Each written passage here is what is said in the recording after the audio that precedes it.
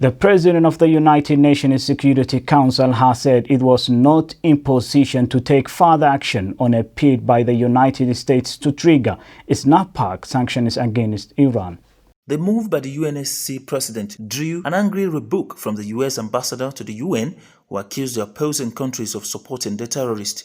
It was not immediately clear whether the assessment by Indonesia will end the US push to reimpose all international sanctions on Iran. Largest state sponsor of terrorism to freely buy and sell planes, tanks, missiles, and other kinds of conventional weapons. These UN sanctions will continue the arms embargo. Iran will again be prohibited from ballistic missile testing. Iran will be back under sanctions for ongoing nuclear activities, such as the enrichment of nuclear material that could be applied to a nuclear weapon. Russia's UN ambassador Vasily Bezia said he hoped the US will now drop its bid for snapback Iran sanctions, which is not only illegal but simply will not lead to achieving the result that was envisaged by the United States. Nebenzia's deputy Dmitry Polyansky summed up the Indonesian assessment in a Twitter post.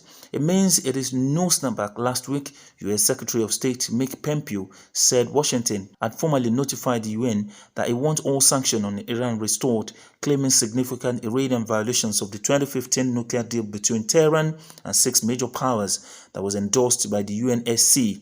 Pompeo said the US had the legal right to snap back UN sanctions within 30 days, even though Trump had pulled out of the nuclear deal in 2018.